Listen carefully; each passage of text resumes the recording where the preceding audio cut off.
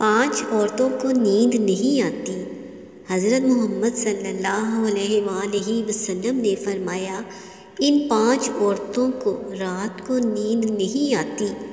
وہ 5 عورتیں یہ ہیں۔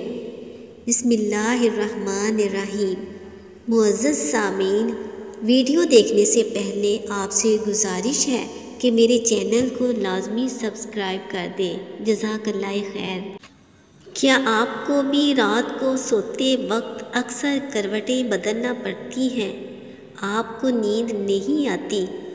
تو اس کی وجہ جو بھی ہو، مگر اس کا نتیجہ جلد موت کی شکل میں بھی نکل سکتا ہے۔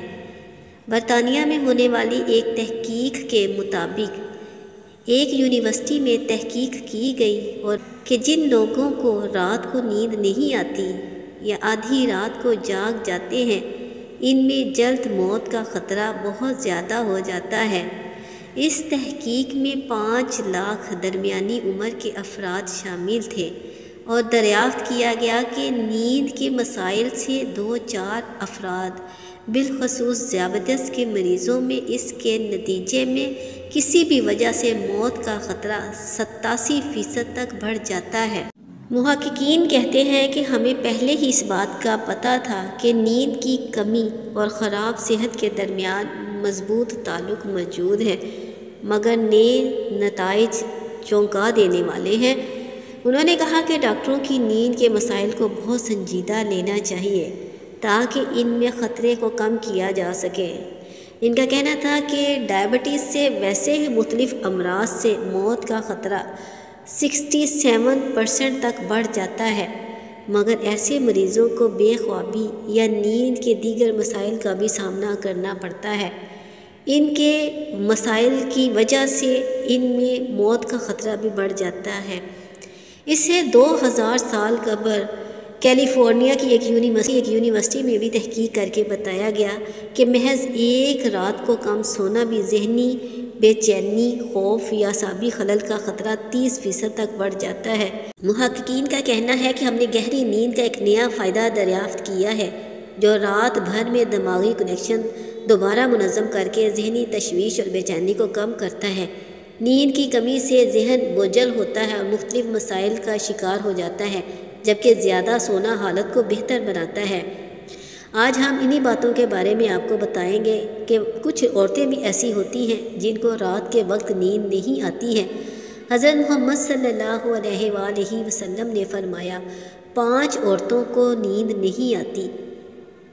وہ 5 عورتیں کون سی ہیں؟ جاننے کے لیے آپ سے گزارش ہے کہ میری ویڈیو کو لازمی دیکھیے گا۔ ایسی 5 عورتوں کے بارے میں جنہیں نیند نہیں آتی وہ یہ ہیں۔ نمبر 1، جو کسی کے قتل کا ارادہ کرتی ہو۔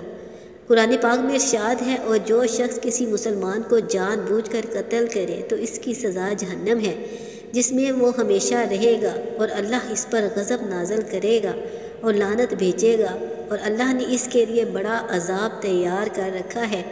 اسی وجہ سے ہم نے بنی اسرائیل کو یہ پیغام لکھ دیا تھا کہ جو کوئی کسی کو قتل کرے، جبکہ یہ قتل نہ کسی اور جان کا بدلہ لینے کے لیے ہو اور نہ کسی کے زمین میں فساد پھیلانے کی وجہ سے ہو، تو یہ ایسا ہے جیسے اس نے تمام انسانوں کو قتل کر دیا۔ اور جو شخص کسی کی جان بچا لے تو ایسا ہے جیسے اس نے تمام انسانوں کی جان بچا لی۔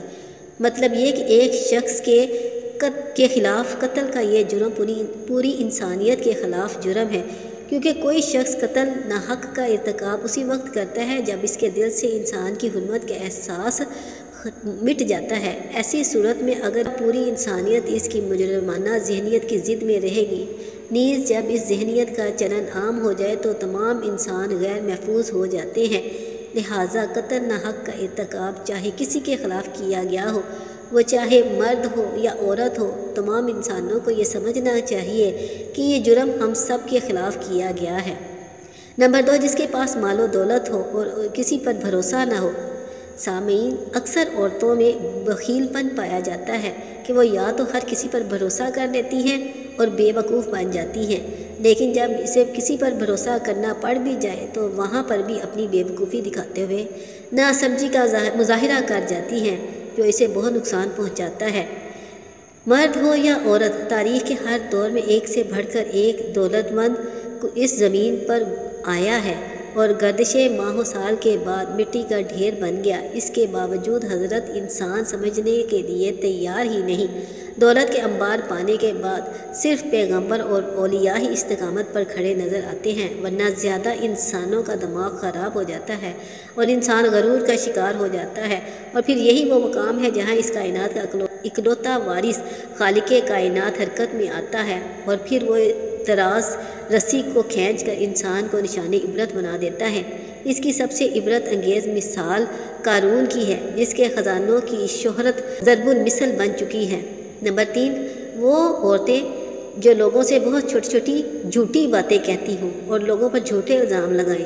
یہ ہر عورت کی فطرت ہے کہ جب باتیں کرنا شروع ہو جائے تو دنیا کی کوئی طاقت اسے نہیں روک سکتی، اور یہی اس کی حماقت اسے لے ڈوبتی ہے۔ عورت جب باتیں کرنا شروع کرتی ہے تو بہت زیادہ جذباتی ہو جاتی ہے، پھر اسے جھوٹ سچ کا بھی خیال نہیں رہتا، اور پھر یہی چیز اس کی رات کی نیندیں حرام کر دیتی ہے۔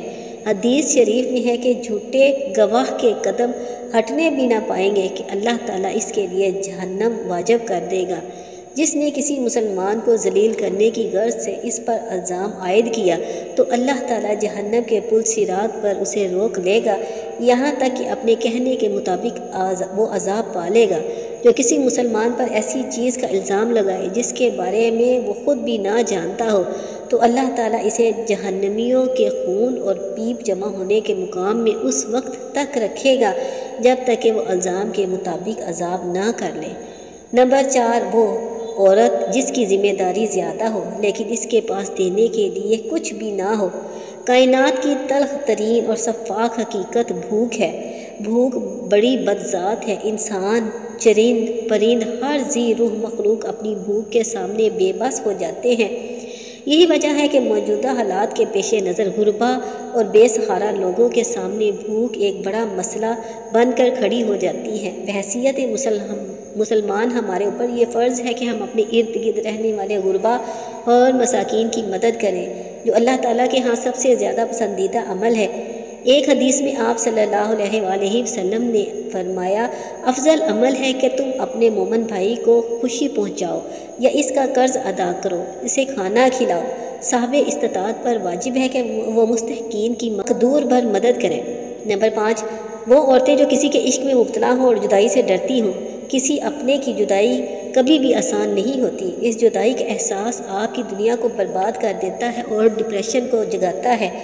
وجہ چاہے کچھ بھی ہو، کچھ لوگ محبت کرنے والوں کی جدائی کو جلد قبول کر لیتے ہیں اور آگے بڑھتے ہیں، لیکن کچھ کو اس کو سامنا کرنا مشکل ہو جاتا ہے۔ اللہ پاک ہم سب کی پریشانیوں کو دور فرمائے، ہمیں پرسکون اور صحت مند زندگی عطا فرمائے اور ہمیں ہر جان لیوا بیماری سے محفوظ رکھے۔ محترم سامعین، اگر آپ کو ویڈیو پسند آئے تو میری ویڈیو کو لائک، سبسکرائب اور شیئر لازمی